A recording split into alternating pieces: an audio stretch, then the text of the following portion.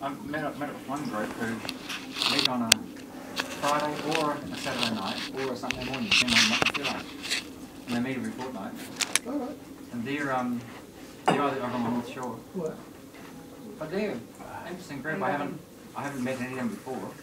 But some of them were ex-AOG, some ex-AOG. One couple came from.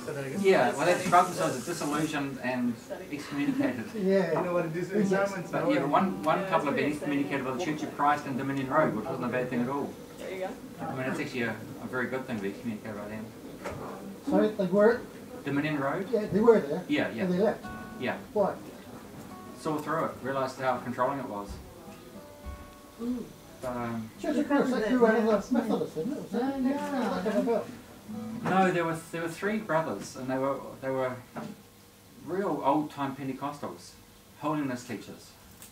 And there were three, one in Auckland here, in Dominion Road, one down in Wellington, Right.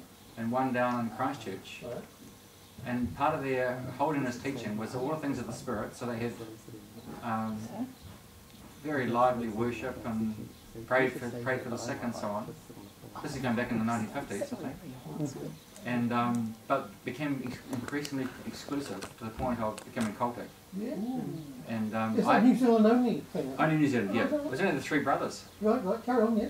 And then they planted another church down in Dunedin, so there were four of them in the country. Right. But actually, in a bizarre twist, they're the first ones to ever preach the gospel to me, personally. Yeah. So I went along to one of their services in Christchurch many years ago as an atheist. Yeah. And Yeah, they're doing the same things. they were the first ones to ever tell me about the need to actually have a commitment to Jesus Right, himself. right, yeah. So, but it was a funny thing. So where have they gone now? What's the problem? Just very exclusive. Became very controlling in the leadership, and in fact the Christchurch one, which I knew the most about, the elders were teaching that if you even went outside a 50-mile circle of the church, you would leave the covering of the elders. And one young woman had... I've heard a few things, but I've never heard of that one. Yeah, one young woman had wanted to go home to see her family for Christmas, and she was killed in a car crash. And the elders told the whole church it was because she had got their permission to go and see her mother. She hadn't asked permission to go and see her mother. So it became one of those stories from then on. See what happens if you leave the church. Oh no. I'm just absolutely appalling. So is it a bit like... Hi, Lam. Is it by... Welcome. Is it by invitation only or anything? Well, Bill, one of the weirdest things was the minister I met was the guy from Dunedin, and having told me about Jesus, he then insisted that I follow him in a sinner's prayer, which I did, to keep him happy. And then he said, "So now you're a Christian?" And I said, "Well, I don't feel any different." And he said, "Well, just keep coming to the church." So I went a few times, but then I had to go to Australia, so I didn't go back. I ended up moving to Wellington. And about 9 months later, I finally did become a Christian. And I'm very surprised. Yeah. So I went back to thank him, to say, look, I really appreciate the fact that you were the first one to ever tell me about Jesus, but now I know what you're talking about. And yes, I didn't mean it that day when I prayed that prayer with you, but I was just praying the prayer. I was still an atheist when I was praying.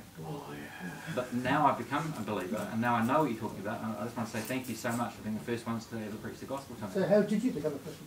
Well, when we finished. Okay. So he responded and said, no, you had your chance and you blew it. And I found out to my horror that he thought because I'd left the church that I had left God and I'd wandered off into the wilderness. And he wouldn't hear me, he wouldn't accept the fact that I wasn't a Christian that day, but I'd since become a Christian somewhere else. He just couldn't believe it could happen outside the church. That's a controlling thing, isn't it? So how did you Very much. become a Christian? It's a long story. It often is. I'll tell you sometimes. That's right, yeah. I hope you didn't think I was trying to be... No, that was very nice. It was wasn't trying to be sort of Sure, you're right. They want to know too. You're right there. Well, Well, while I'm here, just look at that. What's on it? These are the only little bits. Dirty, that's all right. I had to think for a minute. Blinded by your dazzling beauty. You say all these nice things and can't even remember the Yes, I names. do. That's lovely, isn't it? Blinded by your dazzling beauty. I did say hi, Lou.